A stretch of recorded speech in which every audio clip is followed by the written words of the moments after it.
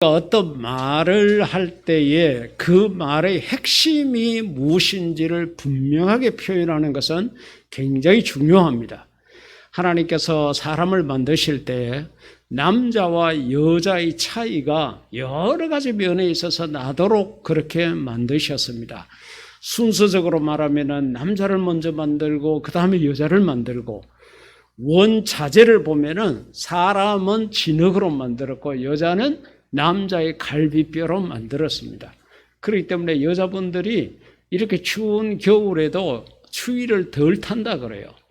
세상이 거칠어도 남자보다는 여자들이 더 오래 산다고 그럽니다. 이것은 우리 대한민국 통계가 아니라 전 세계적인 통계로 그렇습니다. 그렇다 그러면은 남자와 여자의 그 창조의 순서라든지 그 재질의 차이가 있는 것처럼 언어적 표현, 말에도 차이가 납니다.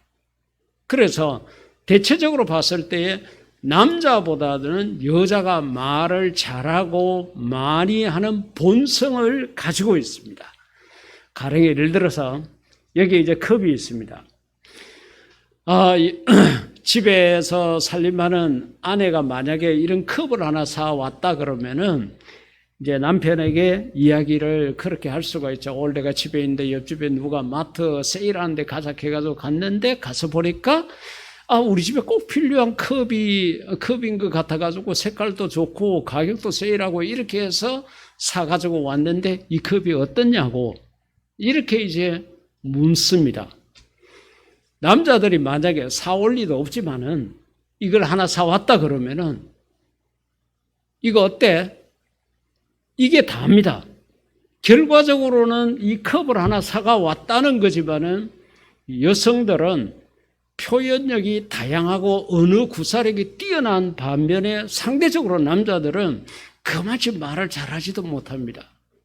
그렇기 때문에 남자와 여자가 싸우게 되면은 거의 주먹으로 싸우는 것은 남자가 이길 가능성이 많지만 말로 싸워가지고 남자가 이길 가능성은 거의 없습니다. 왜 그런가 하면은 남자들은 머리로는 돌아가요.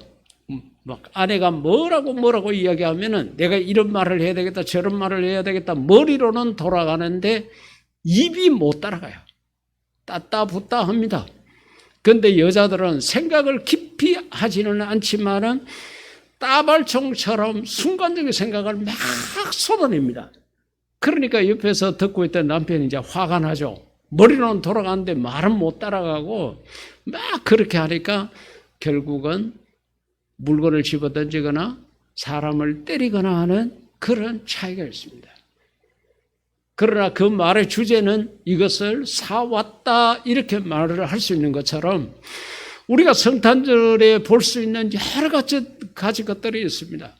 아마 산타에 대한 이야기, 텔레비에 나오는 그런 뉴스, 또 사람들이 그렇게 산타 복장을 하고 다니는 이런 모습을 우리가 많이 볼 수가 있습니다.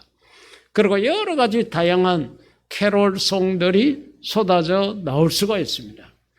그러면은 이 성탄의 핵심이 루돌프냐, 산타냐, 성탄털이냐, 무엇이냐, 이것을 우리가 알고 지내는 것은 너무도 중요한 사실입니다. 돌아가신 집안의 어른의 제사를 지내는데 그 어르신이 우리를 위해서 무엇을 했고 어떤 일을 했고 그걸 기억하는 것보다 제사상에 올라가 있는 음식의 맛이 있고 없고 어떤 게 올라갔고 안 올라갔고 음식에 정말로 제밥에만 관심이 있다 그러면 그 제사는 아무런 의미가 없는 것처럼 우리가 성탄절을 지내면서도 이 성탄의 핵심이 무엇인가 하는 것을 우리가 깨닫지 못하면은 우리는 그냥 날이 되었으니까 시간이 되었으므로 절기가 되었으므로 그냥 지나쳐 버리는 성탄이 되고 만다는 거죠. 오늘 본문 속에서 우리가 성탄의 핵심이 뭐냐 이것을 알 수가 있는데 오늘 본문뿐만 아니라 예수님의 탄생에 관한 여러 가지 모든 말씀들을 종합해 봤을 때에 그 성탄의 핵심은 바로 사랑이라는 것을 우리가 발견할 수가 있습니다.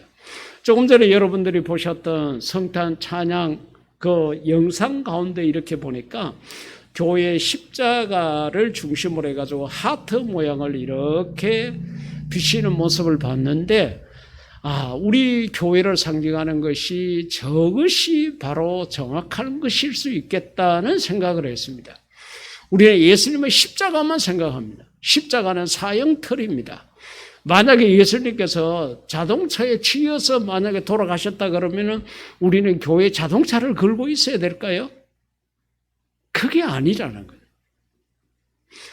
예수님께서 십자가를 지심으로 우리가 구원받게 된 것은 사실이지만 그 큰 의미는 그렇게 십자가에서 우리의 죄를 대속하도록 하나님께서 사랑을 나타내서 예수님을 보내주셨다는 거죠. 사랑이 더 큰 의미가 있는 겁니다. 두 가지의 의미가 다 중요한데, 그렇다 그러면은 우리 교회가 십자가만 나타낼 것이 아니라 사랑을 나타낼 수 있는 하트 모양을 가지는 것도 더 큰 의미가 있을 수 있겠다는 생각이 든다는 거죠. 자, 그렇다 그러면은 이 예수님의 탄생으로 말미암아 하나님께서 우리들에게 주신 사랑, 어떤 것들을 알 수 있느냐? 제일 먼저는 요한일서 4장 10절 말씀 가운데서, 자, 사랑은 여기 있으니 우리가 하나님을 사랑한 것이 아니요 하나님이 우리를 사랑하사 그랬는데, 요거 이제 사랑의 순서에 대해서 이야기를 한 거죠. 그래서 우리 죄를 속하기 위하여 화목제물로 그 아들을 보내셨습니다. 보내셨다는 말에 관심을 두십시오. 그러니까 하나님께서 우리를 찾아오셨다는 거죠. 외형적으로 봤을 때, 생물학적으로 봤을 때 예수님께서 2000여 년 전에 베들레헴 땅에 우리와 같은 인간의 모습으로 태어나신 거지만은, 그러나 우리가 제대로 성경을 찾아보게 되면은 바로 그 하나님이 우리를 찾아오셨다는 거예요. 이것이 우리 기독교와 세상에 있는 모든 종교의 차이점입니다. 세상에 있는 모든 종교는 전부 다 인간들 가운데 훌륭하다, 괜찮다 해가지고 그걸 다 교주로 만들었습니다. 전부 다 인간에게서 다 교주로 만들었습니다. 그런데 우리 기독교는 그게 아니라 하나님께서 인간을 찾아오셨다는 이 차이가 있습니다. 이게 얼마나 놀라운 사실입니까? 만약에 오늘 여러분들이 집에 있었는데 대통령까지가 아니더라도 우리 경산시장이, 대구시장이 성탄절을 하고 여러분 집 앞에 와서 찾아와서 선물을 주고 성탄 인사를 하고 갔다고 생각하면은 여러분들이 마음이 어떻겠어요? 그런데 하나님께서 우리를 찾아오셨다는 거죠. 이건 사랑이 없으면 안 됩니다. 제가 미국 뉴욕에 있는 나약 대학교에서 그때 일주일 정도 이렇게 이제 상담에 대해서 공부를 했던 적이 있습니다.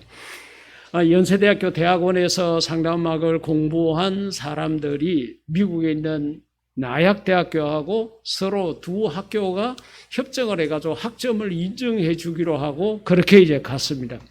근데 공부하고 있는 그때에 마침 제가 처음 교회를 개척했을 때에 그때에 영남대학교에 출석했던 그런 한 청년이 있었습니다. 그 청년이 뉴욕에 있는 큰 복지재단의 부이사장으로 있었습니다. 그 연락이 되어가지고 오라는 거예요.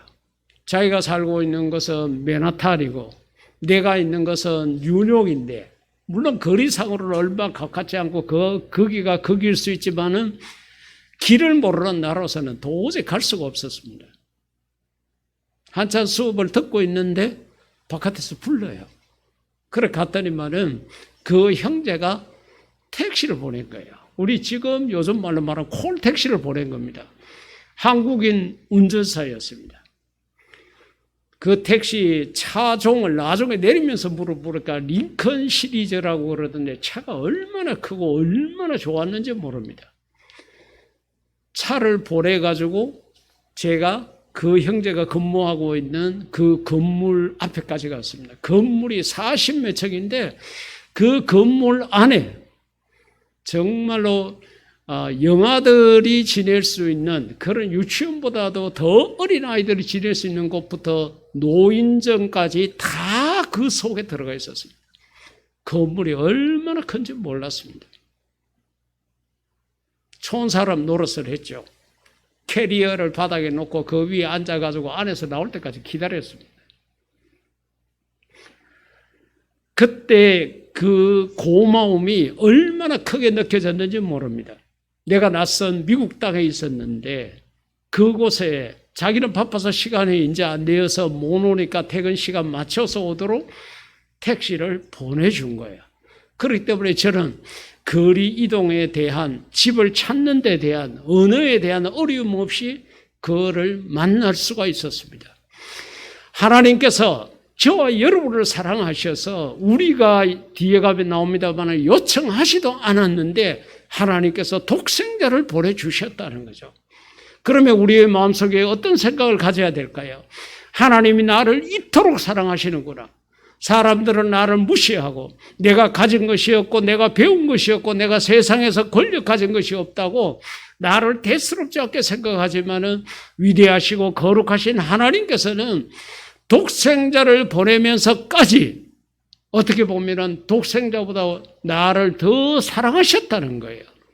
그렇기 때문에 여러분 세상을 살아가다가 실망하고 좌절스럽고 사람들에게 배신을 당했다고 생각할 때에 이 하나님의 사랑을 생각하시고 찾아오신 하나님 사랑으로 그 어려움을 잘 극복할 수 있기를 주의 이름으로 축복합니다. 두 번째로는 지난주에도 말씀을 드렸지만은 마태복음 1장 18절 이하에 있는 말씀을 봤을 때에 우리가 요청하지 않았다는 거죠. 하나님 우리를 구원해 주세요. 우리는 죄인입니다. 우리는 지옥 갈 수밖에 없습니다. 우리가 이 세상에서 이렇게 고생하며 살고 죽어서 또 지옥 가서 내가 지은 죄에 대한 모든 벌을 받아야 된다 그러면 내 인생이 얼마나 불쌍합니까? 하나님 나를 긍휼히 여겨주세요. 우리를 불쌍히 여겨주세요. 이렇게 애걸복걸 해가지고 이루어진 사랑이 아니라는 이야기예요. 우리가 요청하지 않았습니다. 하나님께서 저와 여러분을 너무도 사랑하셨기 때문에 우리가 그렇게 말하지 않고 있었음에도 예수님을 통해서 우리들에게 구원의 길을 열어주셨다는 거죠. 여러분 우리가 어렵고 힘들 때에 가령 예를 들어서 내가 먹을 것이 없다. 뭐 한국에서 지금은 먹을 것이 없는 경우가 거의 없습니다만은 먹을 것이 없다고 그랬을 때 내가 먹을 것이 없어요. 밥 좀 주세요. 이렇게 요청하지 않은데도 누가 나에게 먹을 것을 갖다 줬다 그러면은 여러분 그 사람에 대한 고마움이 얼마나 크겠습니까? 내가 돈이 정말로 필요했습니다.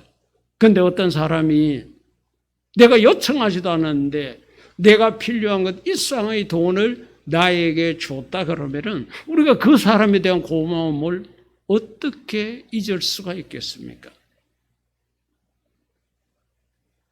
우리가 하나님에게 우리의 구세주를 보내주세요. 예수님을 보내주세요. 우리가 그렇게 요청하지 않았다는 거죠. 그래 요청하지 않았음에도 예수님을 이 땅에 보내주셨다는 것은 하나님께서 우리의 형편과 처지를 다 알고 계신다는 거예요.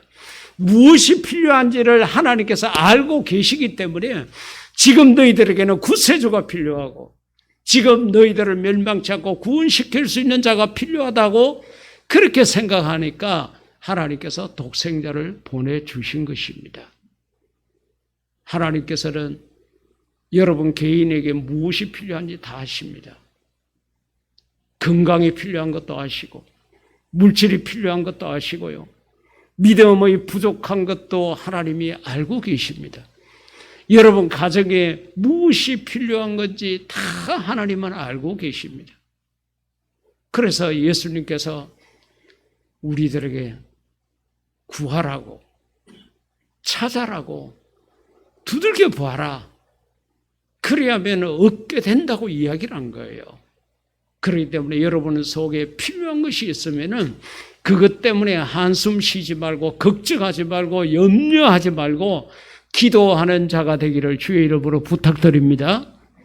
하나님이 모든 우리의 여건을 아셨기 때문에 우리가 요청하지 않는데도 구세주 예수님을 이 땅에 보내주셨다는 겁니다. 세 번째로는 그 예수님이 이 땅에 오셨는데 오늘 본문의 21절처럼 아들을 낳으리니 이름을 예수라 하라. 이는 그가 자기 백성을 그들의 죄에서 구원할 자이심이니라.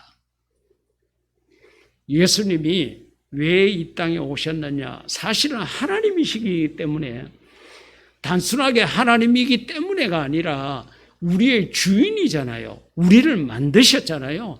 그러면은 우리가 주인의 말에 순종하고 제대로 살고 바르게 살았으면은 우리가 칭찬받을 것이 있습니다. 하나님이 오셔도 괜찮아요. 예수님께서 오셔도 우리는 괜찮아요. 그런데 우리가 하나님 말씀대로 제대로 살지를 못하고 정말로 우리에게 구원이 필요한 그런 시점이었습니다. 예수님께서 오셔서 우리를 책망하더라도 우리는 거기에 반박할 수 없어요. 예수님께서 우리를 멸망시킨다 하더라도 우리가 거기에 대해서 이야기를 할 만한 그런 의인, 괜찮은 사람이 아니었습니다. 그런데 하나님께서 예수님을 이 땅에 보내신 것은 구원할 자, 어디서? 죄에서 구원할 자로 보내셨다는 거죠. 구하러 오셨다는 거예요. 학창시절에 그런 경험들이 다 있죠. 시험을 쳤습니다. 시험지 다 나눠줬습니다. 그리고 자기가 틀린 것들을 보라고 선생님이 그렇게 하시고 선생님이 쭉 지나가시다가 내 그 시험지 앞에 떠고 와가지고 멈추게 되면은 마음에 걱정이 되죠. 이것도 못 맞췄냐? 이 점수밖에 안 나왔냐? 뭐 거의 책망하고 질책하고 출석복하고 머리 맞고 뭐 이런 일들이 많이 있었잖아요. 근데 선생님이 나를 혼낼 거라고 생각했는데 내가 틀린 항목을 지적을 하면서 이것은 이렇게 풀어야 된다고 선생님이 가르쳐 주시고 가셨다 그러면은 그 선생님에 대한 고마운 마음이 우리의 마음속에 얼마나 크겠습니까? 하나님께서 예수님을 보내서 우리를 질책하도록, 우리를 책망하도록, 우리를 멸망하도록 하셔도 우리가 할 말이 없는데 그게 아니라 우리를 죄에서 구원하도록 예수님을 보내셨다는 거죠. 이건 보통 마음 갖고 그렇게 되지 않습니다. 정말 하나님만이 하실 수 있는 그런 일일 수 있습니다. 그래서 요한복음 3장 16절에 하나님께서 세상을 이처럼 사랑하셨다고. 얼마나 크게 사랑하셨느냐. 독생자 예수님을 이 땅에 보내가지고 그 예수를 믿는 자마다 구원을 얻게 영생을 얻도록 하도록 그렇게 하셨다고. 그렇게까지 말씀을 하신 거예요. 그래서 일시적으로 한번 봐준다. 이번에는 구원시켜준다. 그 다음에 네가 죄를 지으면 그때는 나도 못하겠다. 이게 아니라 영생, 영원히 살도록 그렇게 해주셨다는 거죠. 이 은혜를 생각하면은 우리는 감사를 넘어서 감격하고 감격을 넘어서 감동할 수밖에 없는 그런 사랑입니다. 그렇기 때문에 그 크신 하나님 사랑인 거예요. 여러분들이 이 성탄을 맞아서 정말 그 크신 하나님의 사랑을 다시 한번 마음속에 기억할 수 있기를 주의 이름으로 축복합니다. 이 사랑을 느끼게 되면은 조금 전에 여러분들이 영상 찬양을 드렸던 것처럼 내게 강 같은 평화, 내게 바다 같은 사랑, 이게 우리 속에 있게 된다는 거죠. 그 사랑이 우리 속에 있게 되면은 우리는 항상 기뻐할 수밖에 없고 그 하나님 앞에 예배 드리기에 게을리하지 않을 수 있고 우리가 그 하나님 앞에 감사하는 것을 늘 평생 잊지 않고 그렇게 살아갈 수 있다는 거죠.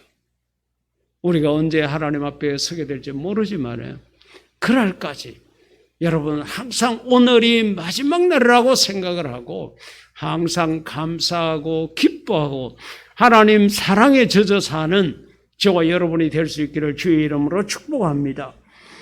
마지막으로 마태복음 2장 11절 말씀 가운데 보면은 이 예수님께서 하나님 아들이라 그래가지고 천군 천사를 동원하고 황금마차를 타고 수많은 호위병을 거느리고 거창하게 이렇게 오신 예수님이 아니라 우리와 똑같은 모습으로 오셨다. 그걸 이야기를 하고 있습니다. 여러분 간혹 대통령이나 이런 사람들이 평상시 같으면은 뭐 이렇게 추운 겨울에 대통령이 국방의 의무에 충실하고 있는 군인들을 찾아가서 격려하고 위로하고 막 이렇게 하잖아요. 그때 대부분 대통령이 그 자기가 방문하고자 하는 부대의 유니폼을 입고 갑니다. 군복을, 그 부대의 군복을 입고 그렇게 갑니다. 그 왜 그러냐? 내가 당신들을 사랑한다는 거예요. 나도 당신과 똑같은 그러한 동질감을 느끼고 있다. 당신들의 수고를 알고 있다. 그래서 대통령이 자기와 똑같은 유니폼을 입고 온 데 대해서부터 벌써 그 군인들의 마음속에는 사랑이 생기기 시작하고 감동이 있기도 하는 거죠. 하나님께서 이 세상에 예수님을 보내셨는데 그 예수님께서 하나님 그래도 내가 위신이 있고 명예가 있지 어떻게 저렇게 2살 미만의 남자아이들을 전부 다 죽일 만큼 저렇게 독한 저렇게 못된 인간의 모습을 갖고 내가 세상에 가겠습니까? 내 체면도 내 위신도 좀 생각해 주십시오 해가지고 인간이 아닌 다른 모습으로 올 수도 있었겠죠. 얼마든지 그렇게 할 수 있었습니다. 그런데 우리와 똑같은 모습으로 오신 거예요. 그것도 아주 어린 아기의 모습으로 이 세상에 오신 거예요. 그리고 이 세상을 33년 동안 사실 때에도 우리와 똑같이 먹고 주무시고 행하시고 피곤하니까 그렇게 파도가 요동치는 배 위에서도 주무시기도 하고 창으로 찔리니까 정말로 엄청난 고통의 신음소리도 토해내시고 채찍으로 때릴 때에 그 고통도 느끼시고 우리와 똑같이 그렇게 행하셨다는 거예요. 그래서 마태복음 2장 11절에 집에 들어가 아기와 그의 어머니 그러니까 동방 박사들이 아기 예수님을 만나고 난 다음의 상황을 이와 같이 이야기를 합니다. 엎드려 아기께 경배하고 아기라는 단어를 기억하십시오. 저와 여러분들도 이 아기라는 과정을 다 거쳐왔지 않습니까? 근데 그 위대하신, 그 거룩하신, 그 존귀하신 예수님도 우리와 똑같은 과정을 거쳐서 이 세상에 오셨기 때문에 그 예수님에 대한 친근감이 더 가는 거예요.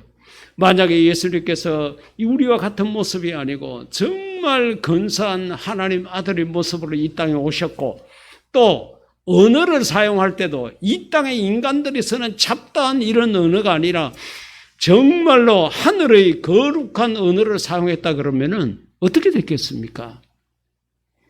우리가 가까이 가기에는 너무도 먼 당신의 모습입니다. 우리와 같은 모습으로 오셨고 우리와 같은 음식을 드셨고 우리와 같은 고초를 겪었었고 우리와 같이 이렇게 계셨기 때문에 우리가 그 예수님에 대해서 더욱더 친근감을 갖게 되었습니다. 그런데 예수님께서 그렇게 하신 것은 저와 여러분을 사랑하는 마음이 있기 때문에 내가 똑같은 모습으로 가서 그렇게 이 땅에서 33년간 사셨다는 거죠. 우리가 성탄의 핵심이 뭐냐?